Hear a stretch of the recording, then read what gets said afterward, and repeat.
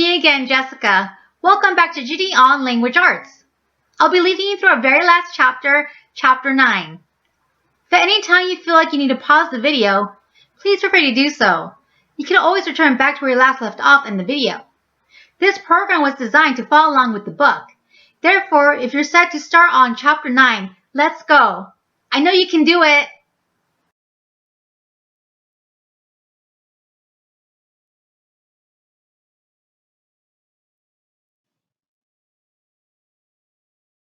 As a reminder, we'll be using the Kaplan GED Test Prep Plus 2020 book for this and all videos offered through the GED On platform. You can find links below to purchase the book at your local store or online.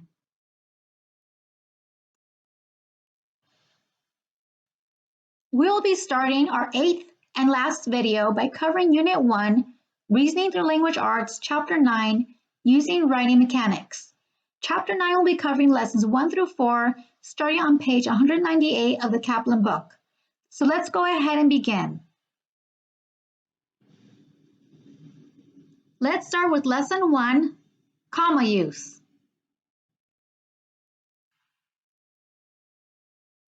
As a general rule, commas are utilized to indicate where readers should pause when reading a sentence aloud. For example, in compound sentences, commas are placed immediately before the coordinating conjunction.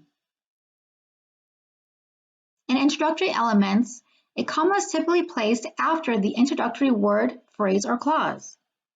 This placement will serve to separate the introductory element from the main part of the sentence.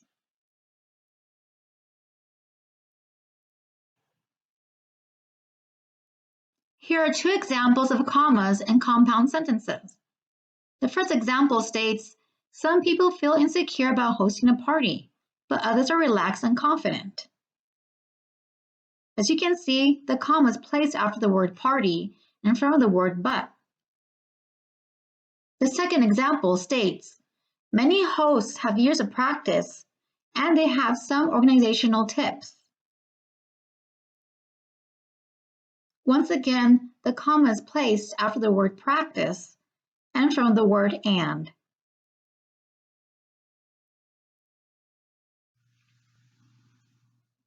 A comma should also follow an introductory word, phrase, or clause to separate the introductory element from the main part of the sentence. Let's take a look at some examples of how a comma should follow an introductory word, phrase, or clause. Our first example is going to be commas after introductory words. As you can see in both examples, the comma is placed after the words yes and however. These words are the introductory words for each sentence. The next example is commas after introductory phrases. In these two examples, a comma is placed after the phrases, giving it some thought and for a casual feel. Another example we'll be looking at is commas after introductory clauses. In both of these two examples, a comma is placed after the clauses before you make a list and if you are a good cook. Finally, remember that only a subordinate clause at the beginning of a sentence requires a comma after it. A subordinate clause at the end of a sentence does not require a comma, as shown here in the sentence.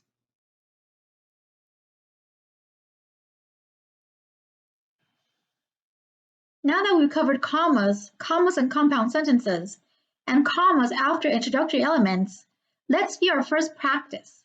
Practice 1.1, found on page 199. For our first practice, we're going to insert commas where needed in the sentences. And if no commas are required, we will write NC. Our first question states, train travel is more pleasant than riding a bus, but it can be more expensive.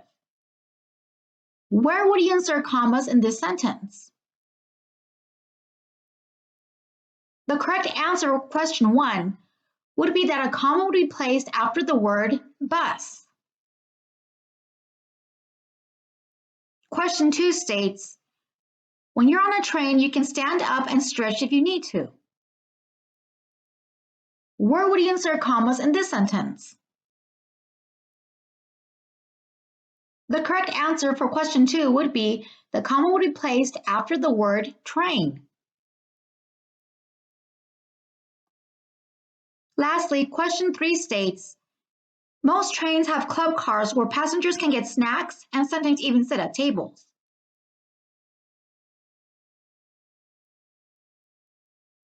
The correct answer for question 3 would be there are no commas required for this sentence.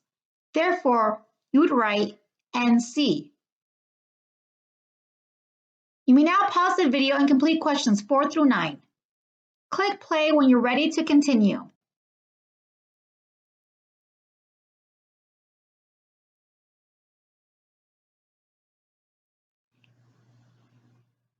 When listing items in a sentence, 3 or more, commas should be placed between these items. In addition, when utilizing in a positive, a word or group of words that gives more information about a noun, a comma should be placed after. It is very easy to overutilize commas when writing. However, this can be prevented by utilizing the suggestions below. Do not use commas between the subject and the verb. Do not use commas between two subjects, two verbs, or two other items joined by and or. Let's now view a couple of examples of how commas are placed in a series with the positives and how to avoid comma errors. Our first example is going to be commas in a series. As previously mentioned, commas in a series is when 3 or more items are listed and commas are placed between these items. As seen here in this example, there's a comma after the names Keith, Darnell, and Marisol. That is the series of names that are listed in the sentence that require a comma between each one. Next is commas with the positives. In these 3 examples, you can see that a comma is placed after a group of words that gives more information about a noun. For instance, in the first sentence, there's a comma placed after the words experienced writer due to how the noun is Marisol. Lastly, here are 2 examples on comma errors that you want to avoid making.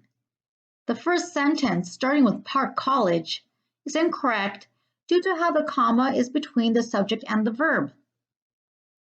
The second sentence is incorrect due to how there's a comma between 2 items joined by the word and.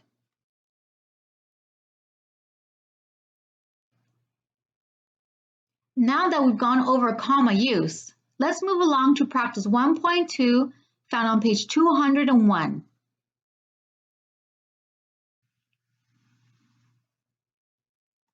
Question 1 says, Kwanzaa is a week-long African-American holiday that celebrates culture, community, and family. Where would you insert commas in this sentence? If no commas are required, write NC. The correct answer for question 1 would be a comma would be placed after the words culture and community. The second question says, Kwanzaa is a wintertime holiday is based on an ancient African harvest celebration. Where would you insert commas in this sentence?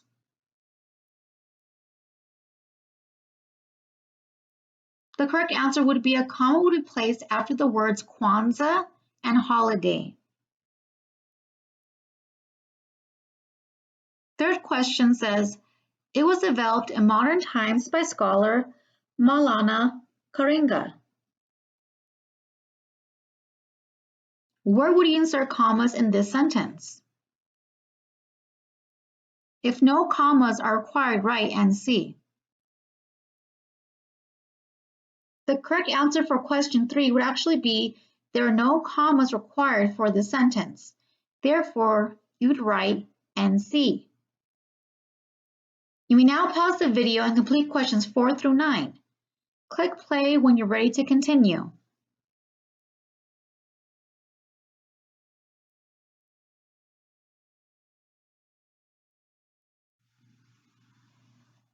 Welcome back. We're now moving on to lesson 2, capitalization. Proper capitalization is a tool that will be necessary to be successful on the Reasoning Through Language Arts test. To properly utilize capitalization, the rules below should be followed.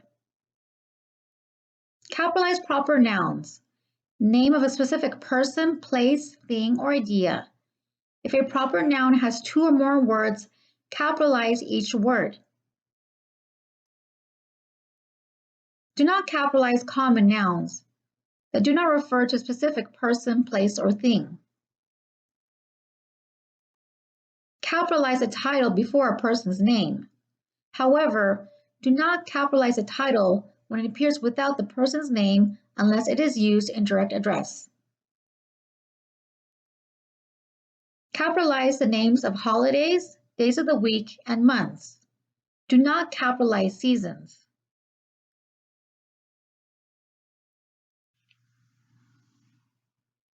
Let's take a look at a few examples of how capitalize proper nouns, common nouns, proper adjectives, and the capitalization of titles before names. Let's first review capitalization of proper nouns. As you can see in this example, the proper nouns in the sentence are capitalized, such as Claude Norman because it's a name of a specific person, and Portland Community Hospital due to how it's a specific place. The next example is capitalization of common nouns. In this example, there's no common noun that refers to a specific person, place, or thing. Therefore, you'll not capitalize any of the common nouns in the sentence, such as doctors, clinic, or city. Another example is capitalization of proper adjectives. Proper adjectives are also names that describe people, places, and things. As seen in this example, the proper adjectives in this sentence, which are the words French Canadian, are capitalized. Moving forward with capitalization of titles before names. We have 3 examples that are each different. The first example shows that capitalization has been made before each name in the sentence. That is, the letter M in Mr. Normand has been capitalized. The letter D in Dr. Halverson has been capitalized, and the letter M in Mayor Mariski has been capitalized. The second example does not show anything capitalized due to how the sentence has titles, which are doctor and mayor, without any names. The third example does have the title mayor capitalized due to how the sentence is a direct address to a person who's being directly spoken to. Our last example is capitalization of holidays, days of the week, and months. As shown in the example, the first letters of the holiday, Memorial Day, the first letter of the days of the week, Monday, and the first letter of the month, May, are all capitalized.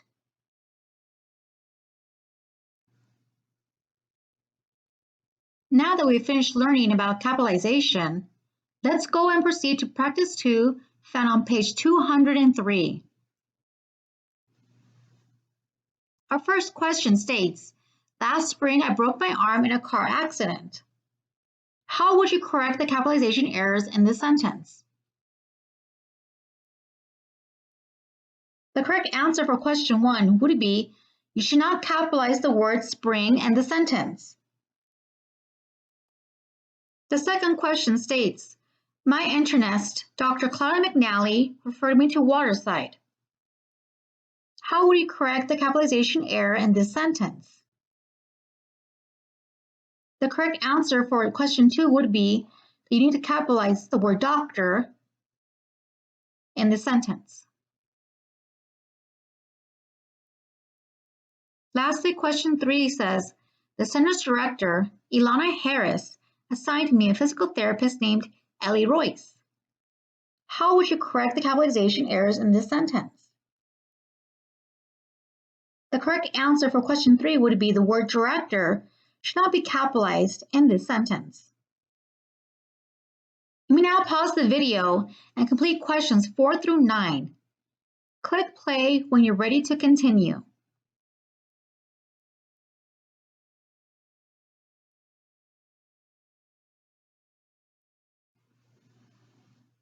We are now moving along to Lesson 3, Possessives and Contractions.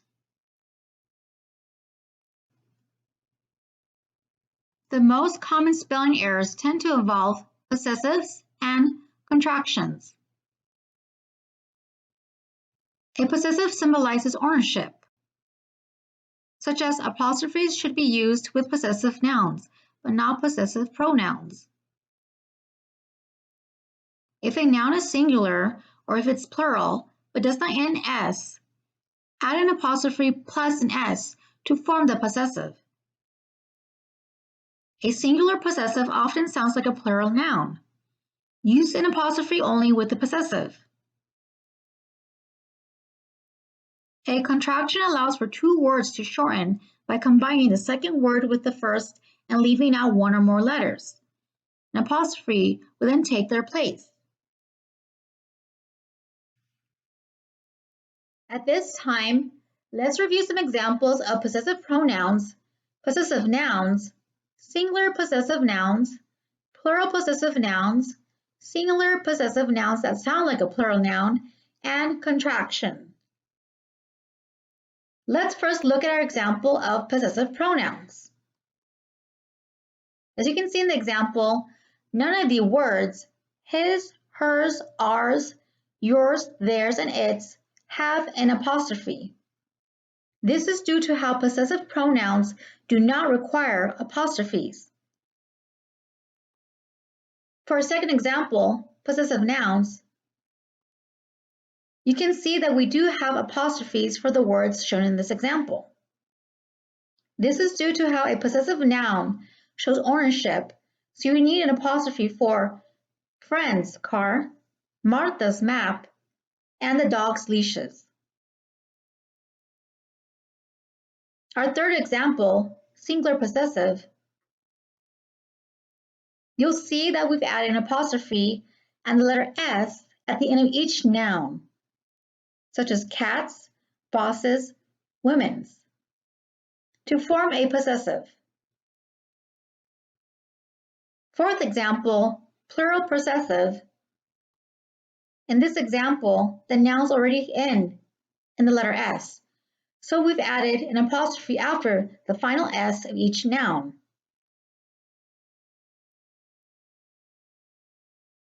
The fifth example, singular possessive, that sounds like a plural noun. You can see in the sentence that we added apostrophe to the possessive noun, companies, and none to the plural noun, companies. As a reminder, only use an apostrophe with the possessive noun. For our last example, contraction, you see that we have combined the two words, which in this example are here is, there is, and I am, to here's, theirs, and I'm, and added an apostrophe to take place of the missing letters. Now that we've finished learning more about possessives and contractions, let's move forward to practice 3, found on page 205. Question 1 says, there's a noise that sounds like the thumping beat of rock music. Underline the correct word to complete this sentence. The correct word for question 1 would be theirs, spelled THERE''S.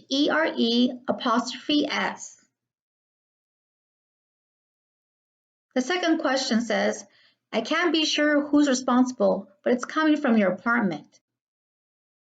Underline the correct words to complete the sentence.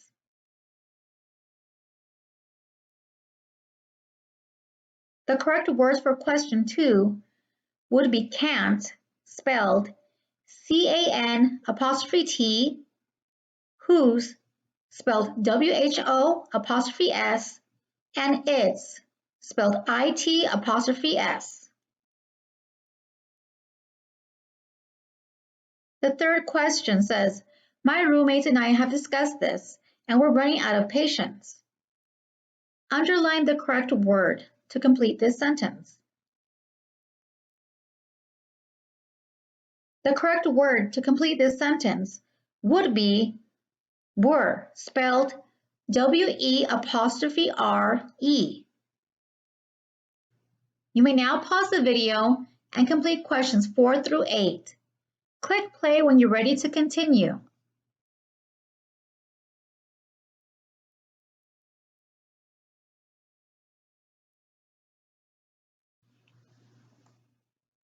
Let's now go ahead to lesson 4, homonyms.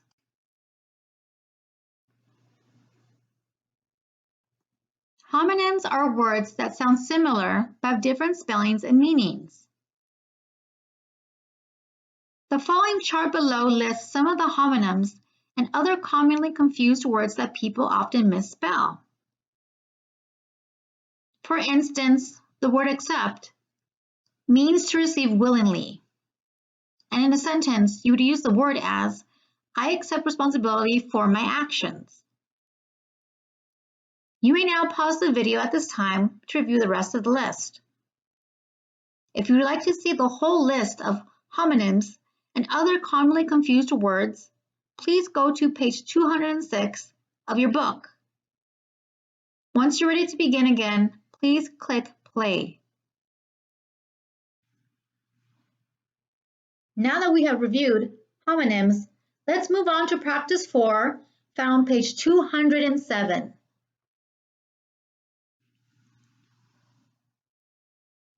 Our first question says, this is our 4th meeting at the topic of funding. Underline the correct word to complete the sentence. The correct word for question 1 would be 4th, spelled F-O-U-R-T-H.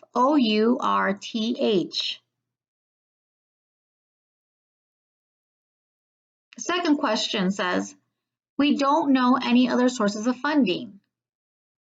Underline the correct word to complete the sentence.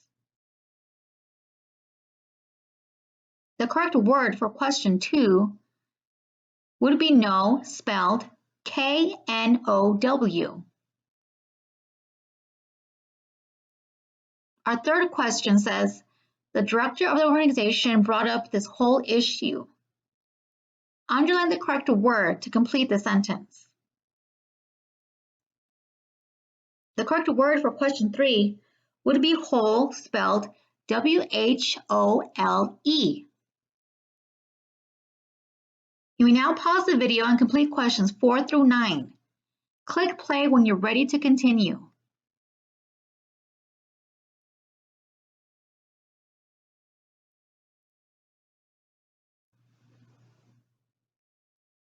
Woohoo! You made it! Congratulations on finishing Chapter 9 and the Language Arts section of the book. You should feel so proud of yourself for having completed this section. Now that you completed Language Arts, this means that you can move forward with Unit 2, Mathematical Reasoning, Chapter 1, Number Sense and Problem Solving. Once again, congratulations on finishing Unit 1, Reasoning through Language Arts. I hope to see you in the next unit.